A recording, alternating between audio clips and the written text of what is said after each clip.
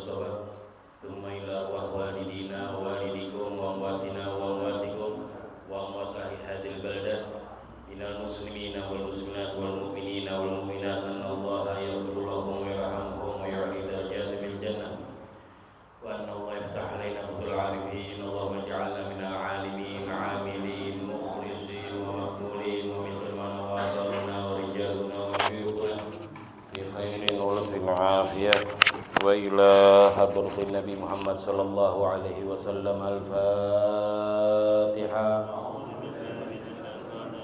بسم الله الرحمن الرحيم الحمد لله رب العالمين الرحمن الرحيم مالك يوم الدين إياك نعبد وإياك نستعين اهدنا الصراط المستقيم صراط الذين أنعمت عليهم غير المغضوب عليهم. Bismillahirrahmanirrahim. Nawaitu ta'al muta'allim nafal intifa' faidah istifadah dalal al-khair dalal huda ibtigha' mardatillahi ta'ala. Bismillahirrahmanirrahim. Alhamdulillahi rabbil alamin wa bihi nasta'in ala umurid dunya waddin. Subhanaka la ilma lana illa ma 'allamtana innaka antal alimul hakim wa la hawla wa la quwwata illa billahil aliyyil azim. Allahumma salli wa sallim ala sayyidina Muhammad iftahi babi rahmatillah adada ma fi ilmillah salatan wa salaman daimaini bidawami mulkillah wa ala alihi wa sahbihi wa man wala ma ba'd. Segala puji bagi Allah Subhanahu wa taala yang selalu dan senantiasa memberikan kita nikmat Islam dan nikmat iman, dan juga nikmat Allah dikumpulkan kita kembali di majlis yang mulia ini. Semoga pertemuan kita selalu mendapat rahmat Allah Subhanahu wa taala. Pertemuan yang selalu menjadi obat bagi diri kita atau keluarga kita yang sakit. Pertemuan yang selalu menjadi penebus dosa dari segala dosa kita yang telah kita perbuat dalam keadaan sehat walafiat. Amin ya rabbal alamin. Pagi hari ini kita melanjutkan pertemuan fikih, yaitu kitab Risalatul Jami'ah yang sudah 2 bulan lebih kayaknya kita libur ya.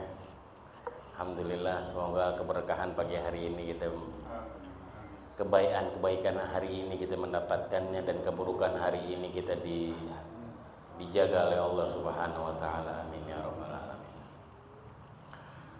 Sampai batas talim sauna itu udah iya, sholat sunnah ya. Sholat sunnah. Apa sunnah sholat udah? Sunnah-sunnahnya sholat udah ya? Oh, berarti udah ya. Melanjutkan kitab, karena sunnah-sunnah sholat di luar kitab, nggak ada di dalam kitab Risalatul Jami'ah ini, nggak ada. Melanjutkan daripada kitab Risalatul Jami'ah. Bismillahirrahmanirrahim. Wa yanbaghi al-i'tina'u bil ikhlas wa huwa al-'amalu lillahi ta'ala wahdahu wa yanbaghi al-huduru wa huwa an ya'lama bima yaqulu wa yaf'al wal khusyu' wa huwa sukunul a'dha' wa hudurul qalbi wa tadabburi dzikri fa inna ma yataqabbalallahu minas salati biqadril hudur wa yahrumur riya'u fis salati wa ghairiha wa huwal 'amalu li ajlin nas. Bismillah walhamdulillah wassalatu wassalamu ala sayyidina Rasulillah Muhammad bin Abdullah wa ala alihi wa sahbihi wa man wala ma ba'd. Melanjutkan setelah kita ketahui tentang fardu-fardunya sholat. Fardunya sholat ada yang mengatakan 13, atau rukun-rukun sholat sama fardu-fardu sholat sama. Beda, nggak ada yang beda. Kalau dalam sholat, fardu sholat sama rukun sholat sama ya, kewajibannya sholat sama rukun-rukunnya sholat sama ya. Emang di tempat lain ada di haji beda, wajibatul hajj sama arkanul hajj beda, tapi kalau untuk sholat sama. Ini dari segi pembagian aja, bukan hukum ya. Dari segi pembagian antara rukun dan fardu sama kalau di dalam sholat. Adapun rukun-rukun sholat atau fardu-fardu sholat sudah kita ketahui. Memang banyak pendapat, ada yang mengatakan 13, ada yang bilang mengatakan 14, ada yang mengatakan 17, ada yang mengatakan 18. Semuanya dari 13 ke 14 bisa ke 17 sama 18 kok beda-beda jumlah rukun-rukun sholat. Apa yang bikin perbedaan? Sama aja sebenarnya, cuman nanti ada yang menjabarkannya terlalu lebar. Contoh, setiap rakaat atau setiap rukun, bukan setiap rakaat, setiap rukun dihitung tumakninah.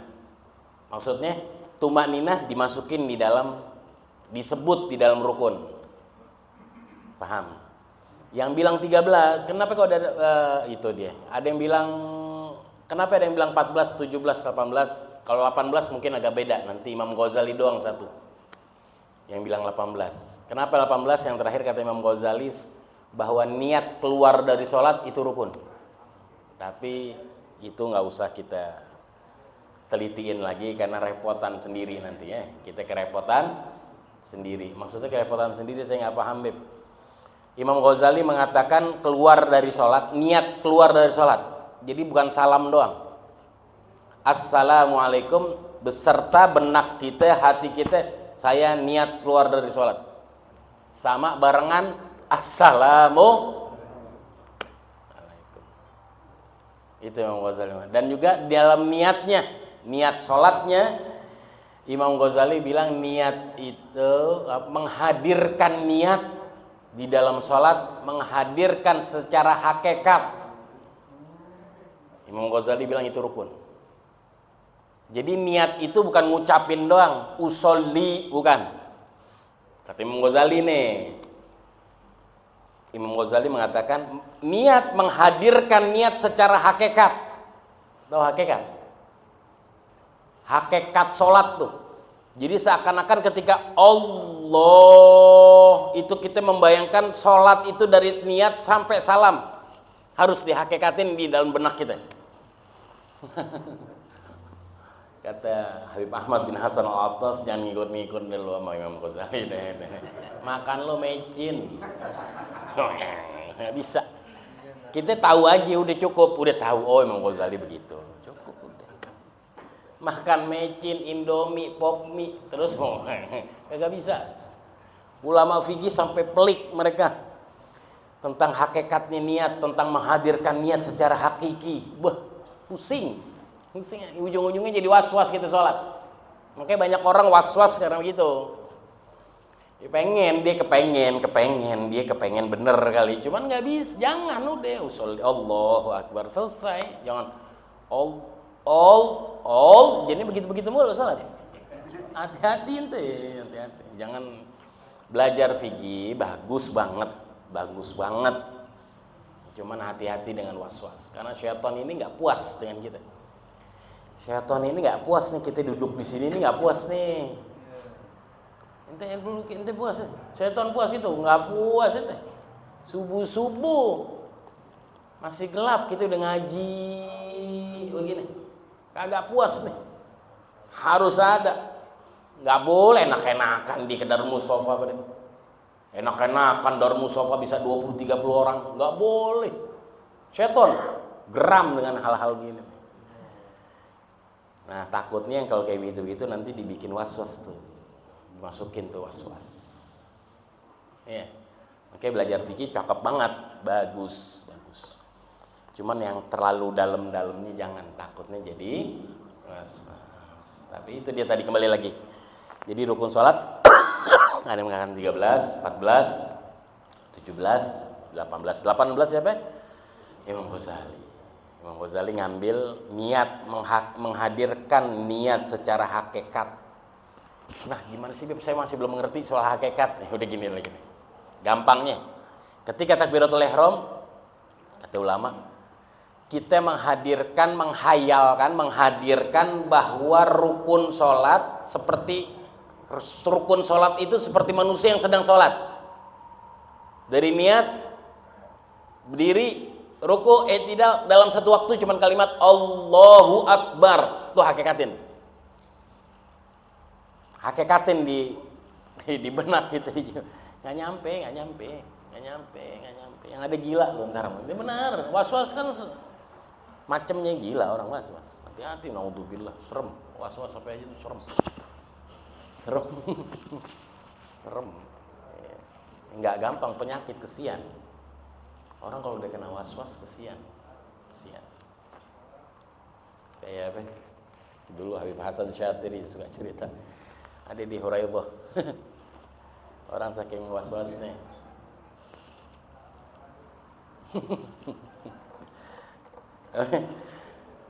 Usolli ana katanya. Saya namanya Salim. Usolli aku niat saya Salim bin Fulan Al-Attas Hurairah jam segini saya niat sholat subuh sendiri berjamaah atau sendiri Allahu Akbar sampai begitu. Saking was-wasnya dia kalau dalam takbiratul ihram. Apa nyebut namanya? Saya Fulan bin Fulan Al-Attas. Mau niat sholat fardu subuh Allahu Akbar sampai begitu tuh. Ngeri sih ya. Naudzubillah. Jangan sampai. Yang kedua yaitu itu 18 rukun. Ini hanya pembagiannya aja. Ya, ada yang bilang ada tumak nina cukup disebutin sekali doang, itu yang bilang 13. Ada yang bilang mengatakan nambahin yang 17 tuh setiap rukun ditambahin tumak nina, itu yang bilang 17. Itu dan begitu. Ya. Oke, kembali setelah kita mengetahui tentang rukun-rukun sholat sampai salam sudah kan? Benar nggak?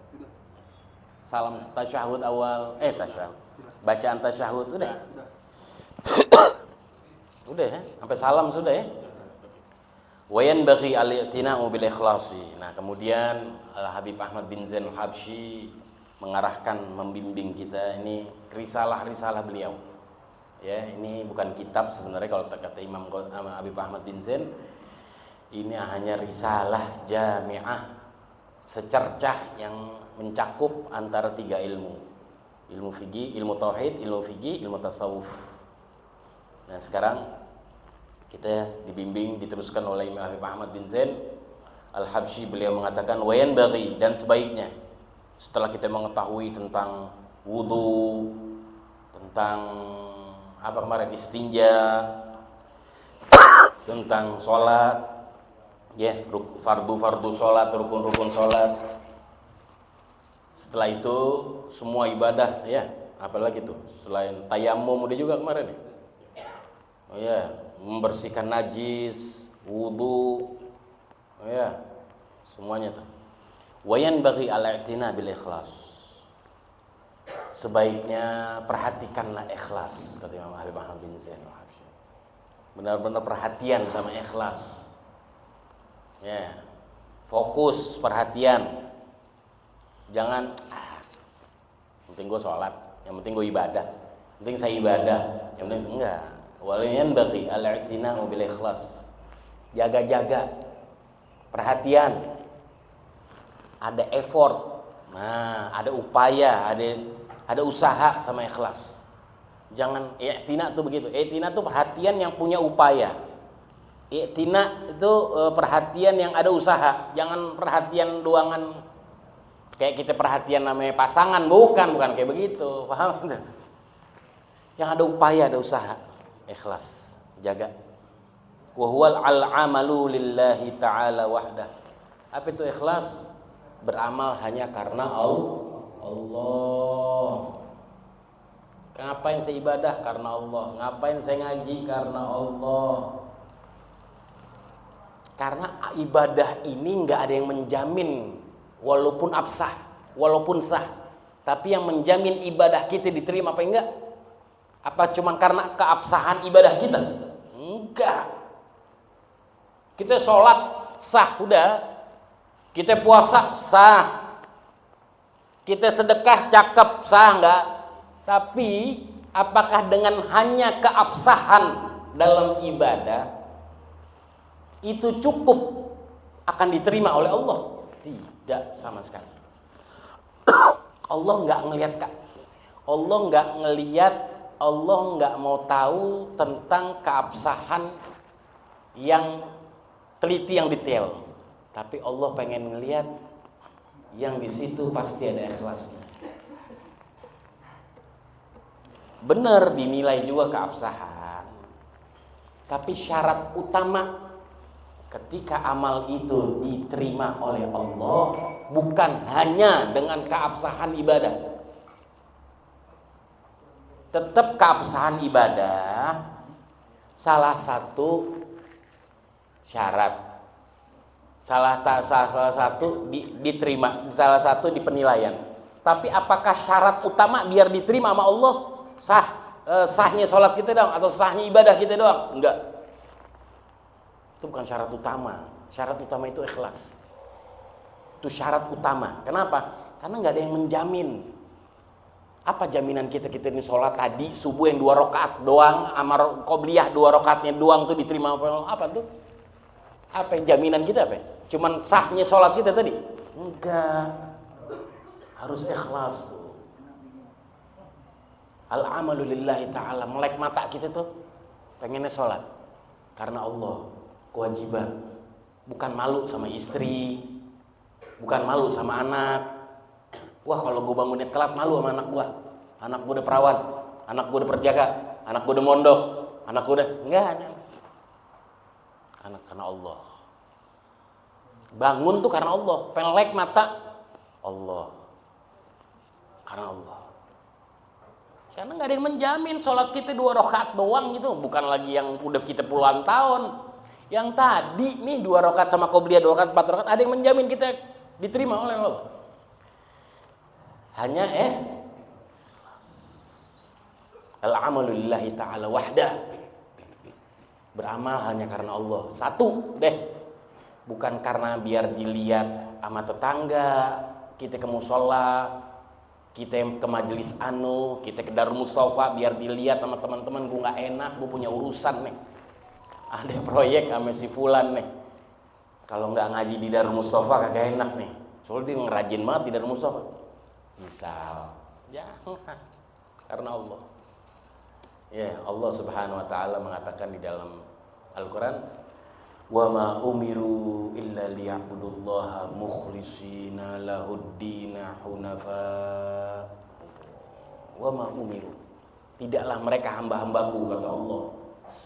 Mereka tidaklah hamba-hambaku, aku perintahkan kepada mereka kecuali mereka agar beramal ikhlas. Allah mintanya ikhlas karena Allah. Kenapa ngaji? Karena Allah. Allah ini syariat, ini ilmu yang kita duduk, yang kita dengar, yang kita tulis. Ini kepunyaan Allah yang dibawa oleh baginda Nabi Muhammad. Karena itu aja. Kenapa? Ngapain? Karena Allah. Gak ada karena fulan takut dicaci sama orang, takut dinyinyirin sama orang, takut dicibirin sama orang, atau pengen dapat pujian orang. Naudzubillah. Kenapa? Karena Allah tidak mensifati seseorang yang gak ada ikhlas kecuali orang-orang munafik. Kembali lagi, tidaklah Allah mensifati orang-orang munafik kecuali mereka itu gak ikhlas gitu. Orang munafik itu disifati nama Allah, nggak ikhlasnya mereka.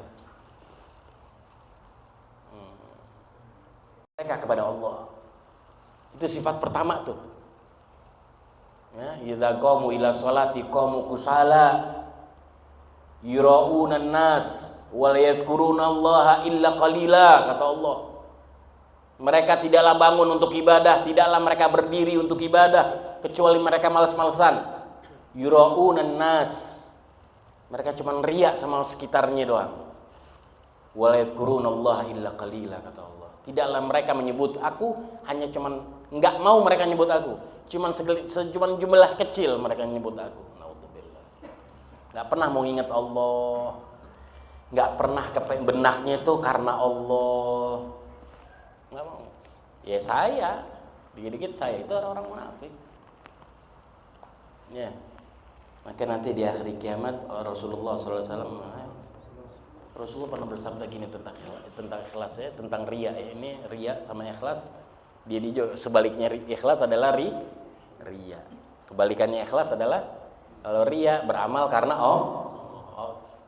riya beramal karena orang. Kalau ikhlas beramal karena Allah. Ya, Rasulullah SAW pernah mengatakan, berhati-hatilah kalian. Lagi ngobrol dengan sahabat-sahabatnya, berhati-hatilah kalian dengan riya. Sesungguhnya riya itu tidak diketahui layaknya seperti jalannya semut. Sahabat bertanya, ya Rasulullah, bagaimana kita jaganya tuh? Riya tuh bagaimana jaganya tuh? Kita ini nggak sadar loh, dikit-dikit riya, dikit nggak tahu. Kata Rasulullah, riya itu berjalan di tubuh kita seperti jalannya semut. Lo ngapain? Kadang nih semut nggak tahu digigit aja udah. Ya, mau naik ke sini kek, mau ke leher kek, mau naik ke kuping kek. Naudzubillah min dzalik. Makanya kata Rasulullah, jagalah dengan kalian selalu berlindung kepada Allah. Allahumma inni astaghfiruka an usyrika bika na'lamuhu wa nastaghfiruhu lima la na'lamuhu. Itu kata Rasulullah. Baca tuh doa. Ya Allah, aku berlindung kepadamu dari kesyirikan yang aku ketahui, dan aku minta ampun kepadamu dari kesyirikan yang aku nggak ketahui. Karena orang kalau udah riya pasti syirik. Definisinya riya itu syirkun saghir, syirik yang terselubung. Tuh kata baginda Rasulullah SAW. Orang riya, ibadah riya, amal riya, ngaji ria, apa aja ria. Pengen dilihat orang, kalau nggak ada orang nggak kepengen deh. Ada yang mau gitu. Kalau nggak ada orang nggak mau deh. Mau ngasih apa lagi? Mau ngasih duit lagi, mau sedekah lagi, nggak mau tuh kalau nggak dilihat orang. Mau ntar loh, waktunya ngaji Darul Mustafa, ya baru gua kasih. Kalau nggak sekarang enggak deh. Nggak mau. Naudzubillah. Kata Rasulullah SAW, syirkun saghir. Ya, syirik yang terselubung, menduakan Allah dia ya. Kata Nabi Muhammad, menduakan orang. Syirik apa sih? Bukan syirik tuh ngiri, bukan syirik orang punya kebaikan kita pengen kayak gitu, bukan syirik. Itu bahasa Indonesia syirik. Syirik itu kita menduakan Allah. Mungkin nanti di hari kiamat dikatakan oleh baginda Rasulullah SAW, nanti ada beberapa hamba yang dipanggil oleh Allah Subhanahu Wa Taala. Yang pertama mereka ahli Al-Quran. Bayangin, ahli Al-Quran datang, dipanggil oleh Allah. Dalam persidangannya Allah semua nggak ada yang luput. Dalam persidangannya Allah nggak ada yang keliwat. Dalam persidangannya Allah nggak ada yang keselip. Dipanggil orang-orang ahli Al-Quran. Wahai hamba-hambaku, apa yang telah kau perbuat, yang telah nikmat yang aku berikan kepadamu, kemampuanmu, pengetahuanmu, hafalanmu. Mereka pun serentak menjawab, ya Allah, kami gunakan kemampuan kami untuk menghafal Al-Quran, membaca Al-Quran dengan tajwid-tajwidnya, dengan makhraj-makhraj yang benar, semuanya benar ya Allah. Semua ini karenamu ya Allah, untukmu ya Allah. Dalam persidangan Allah menjawab, kadzabta, engkau telah berbohong. Mendengar Allah begitu, malaikat-malaikatnya Allah pun berseru serentak, wa qad kadzabta, benar apa yang Allah katakan, kalian telah berbohong. Kata Allah, kalian membaca Al-Quran, menghafal Al-Quran hanya ingin mendapat pujian orang, takut cacian orang. Allah, siapa yang mau ngelak dari persidangannya Allah? Yang saksi malaikat nih. Nggak ada lagi tuh Fulan, Z, Amr yang kita tiap hari kita kekep-kepin gitu. Bini kita kabur sama kita. Jangan kan temen. Bini kabur. Mau mana lo? Kemudian Allah mengatakan, bawa mereka ke neraka. Allah. Dipanggil lagi orang-orang ahli sedekah. Ditanya lagi, apa yang kalian perbuat dari nikmat yang telah aku berikan? Hartamu lebih, kemampuanmu ada. Mereka menjawab, kami berapa masjid yang sudah kami bangun ya Allah, Berapa anak yatim yang telah kami santuni? Berapa perut orang-orang fakir yang telah kami berikan ya Allah? Ini semua untukmu ya Allah. Allah pun menjawab, faqad kadzdzabta, kalian telah berbohong. Malaikat pun muncul, iya ya Allah, mereka berbohong ya Allah. Kata Allah, kalian bersedekah hanya untuk pujian orang, penglihatan orang, pengetahuan orang lain, biar dilihat namanya bagus. Bawa mereka ke neraka. Datang lagi, panggil lagi oleh orang-orang yang berjihad di jalan Allah, yang mati di medan pertempuran. Ditanya lagi sama Allah, apa yang kalian perbuat? Telah nikmat yang aku berikan, umur kalian cukup, kekuatan kalian ada, nyali kalian ada, keberanian. Kami pakai buat berperang di jalanmu ya Allah. Kami gunakan semua sampai kami meninggal, kami mati di jalanmu ya Allah. Itu semua untukmu ya Allah. Ini hadis Rasulullah SAW yang nyeritain ya. Apa kata Allah? Faqad kadzdzabta. Kalian berbohong. Bukan itu kalian berjihad. Bukan untuk itu kalian berjihad. Kalian berjihad biar dibilang berani, biar dibilang hebat, biar dibilang pejuang. Bukan karena untukku. Malaikat pun bersumpah, betul ya Allah, mereka berbohong, bawa mereka ke neraka.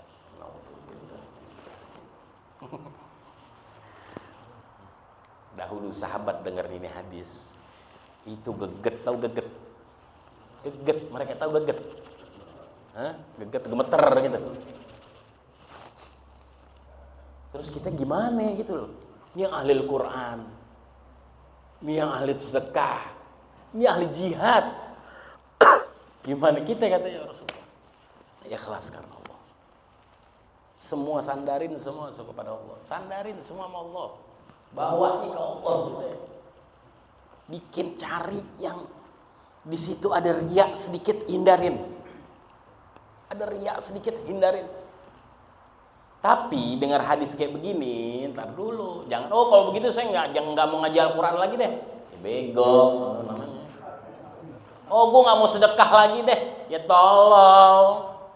Kan begitu namanya. Paham di sini nih? Beramalah dengan jangan beramal dengan Paham habis ini? Bukan berarti baca Al-Quran dengan ikhlas, hafal Al-Quran wajib dengan ikhlas. Bukan berarti, saya berarti nggak mau baca Al-Quran lagi deh. Oh, saya berarti nggak mau sedekah lagi deh. Oh, saya berarti nggak mau jihad fisabilillah. Jangan. Ibarat gini nih. Janganlah kalian makan yang haram. Betul, ada kan begitu? Ya, jangan makan makanan yang Jangan, bukan berarti kita jawabnya, oh kalau gitu gua nggak mau makan aja deh. Mampus lo. Lo kagak makan namanya. Mampus. Mati modar. Kan begitu. Ada orang begitu? Nggak ada. Maksudnya jaga amal, jaga makanan, jangan sampai bukan ninggalin makan berarti. Jangan beribadah, jangan beramal kecuali dengan bukan berarti ninggalin ikhlas. Nggak ada rumusnya orang ikhlas ninggalin ibadah. Nggak ada. Ada orang dibilang ikhlas oleh syariat, oleh Allah karena dia ninggalin ibadah. Nggak ada. Jadi bukan itu jawabannya tadi tuh. Kita mensikapi hadis kayak begitu, berarti kita diminta untuk bukan ninggalin bukan ninggalin amalnya, bukan ninggalin baca Al-Qur'annya, bukan ninggalin sedekahnya, bukan ninggalin jihad fisabilillah, bukan. Tetap beramal, jangan lo tinggalin. Cuman hati-hati dengan riya. Jaga dengan ikhlas. Bukan ninggalin ibadahnya. Paham sampai sini? Paham? Kadang orang kalau gitu, ya kalau gitu gue nggak mau naruh lagi dari musofa, ogah. Kesian Habib Soleh. Ini terus.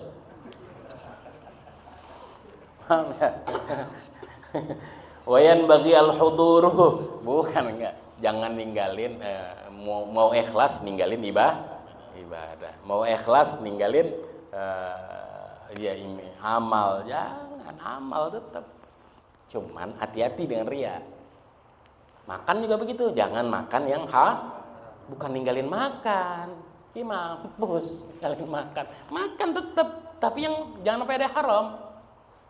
Jangan ada yang dengan cara haram, dengan hasil haram ya jangan. Makan tetap silahkan, nggak ada larangan makan tuh nggak ada. Paham sampai sini? Wa huwal amalu lillahi wahdah. Wa yanbaghi al-hudur. Dan Imam Ahmad bin Zain juga mengatakan, dan sebaiknya jagalah al-hudur, selalu menghadirkan ibadah kita, menghadirkan di dalam benak kita, di dalam hati kita ketika kita lagi sholat, hadirkan. Wa huwa an ya'lama bima yaqul wa yaf'al. Apa itu hudur? Apa itu menghadirkan ibadah ketika lagi dalam ibadah? Mengetahui apa yang ibadah yang lagi kita lakuin. Contoh sholat subuh tadi atau sholat duha nanti, ketika takbiratul ihram kita engah, kita sholat, jangan lagi Allahu Akbar. Aduh, belanja bulanan belum nih bini gua nih. Wah, anak gua mau ini. Jangan. Hadir dalam sholat. Jangan ketika takbiratul ihram mikirnya belanja bulanan. Ya, oh, bini saya belum belanja bulanan nih. Dia kemarin minta ini. Hilang tuh semuanya tuh. Hadirnya sholat hilang tuh yang kayak begitu. Jangan. Nggak boleh. Kita takbiratul ihram deh karena Allah. Maka mereka dahulu, ya, orang-orang solehin dahulu, kalau udah takbiratul ihram tuh berarti banget. Jauh sih sekarang kita, ukuran kita jauh. Ya nggak usah keramat-keramat deh, ya. Ntar gue ceritain keramat lo pada ini. Sekarang banyak framing sih. Ya, salahnya kita juga ngomongin keramat di kamera itu direpot, nggak boleh. Walhasil banyak orang-orang solehin ketika mereka sholat bagaimana, ya. Ketika mereka sholat mereka udah lupakan dirinya yang fana. Kita nih fana, nggak ada kekal nih. 20 tahun yang lalu sama hari ini beda kayak kita. Dulu 20 tahun yang lalu nih sama hari ini beda nggak? Kekuatan kita beda nggak?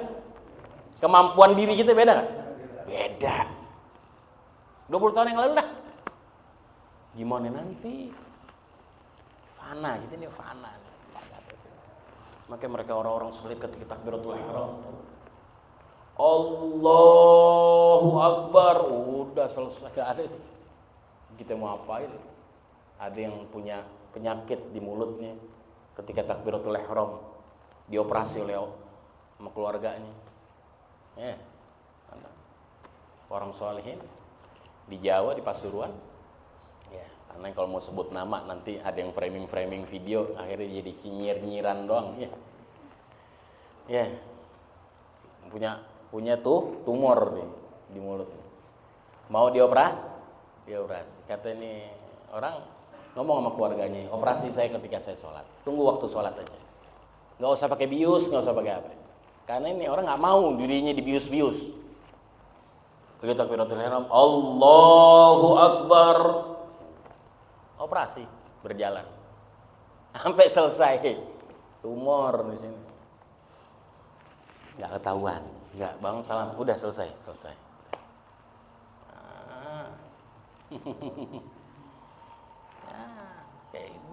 Kita mau kayak gitu bisa. Beliau aja bisa. Nggak mau sebut namanya. Beliau aja bisa gitu loh. Mereka tuh banyak yang kayak begitu tuh banyak. Yang sudah fana dengan dirinya sendiri. Mereka tuh hilang dari dirinya sendiri, nggak ada tuh. Yang ada cuman Allah. Imam Ali Zainal Abidin, Ibn al-Husain, wudhunya aja udah ketakutan. Setiap wudhu beliau pucat pasi, takut. Sampai keluarganya mengatakan, ya, kenapa engkau sampai kau setiap wudhu begini? Kayak orang lagi mau ditagih utang kali kalau bangsa sekarang, ya. Ini ketakutan, pucat, bingung. Imam Ali Zain katanya, kaif manakhsya katanya. Bagaimana aku nggak takut? Sebentar lagi aku akan berhadapan dengan Tuhan semesta alam, dengan penguasa sepenguasa-penguasanya. Mereka kalau dia mau sholat tuh benar-benar memfanakan dirinya, yang ada cuman Allah. Gimana Beb caranya Beb? Sholat yang bener. Udah, jangan cara-caranya. Salat aja. Sholat. Minta bantuan sama Allah. Ya Allah, dekatkan aku denganmu ya Allah. Minta dekatkan. Ajak komunikasi. Yang penting komunikasi kita paling cepat, paling dekat, paling enak cuma sholat. Komunikasi sama Allah. Mau dengar nasihat-nasihatnya Allah, Allah pengen dengar kita ngomong sama kita pengen Allah ngomong sama kita, baca Al-Quran. Kita pengen kita komunikasi sama Allah, sholat. Nikmat. Nah itu.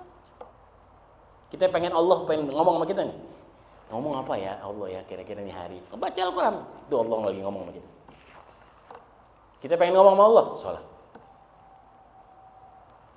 Minta dekat sama Allah. Kalau orang udah dekat sama Allah, semuanya nggak mikir tuh. Nggak punya nggak mikir deh, masa bodoh. Nikmat semuanya. Ngelihat keluarga nikmat, punya anak nikmat, kesehatan nikmat, semua dijaga otomatis. Kalau Allah dicinta sama kita, otomatis semua dijaga sama Allah. Scannernya Allah tuh langsung berubah tuh langsung set, yang tadinya ada penyakit sedikit hilang. Begitu. Deketin Allah. Mau apa aja, mau sehat, mau kaya, mau berkah, mau enak ibadah, semua deketin Allah. Nanti Allah akan bantu semuanya. Insya Allah apa yang kita dengar, apa yang kita tahu bermanfaat untuk diri kita semua. Dalam keadaan sehat walafiat. Sirril Fatihah.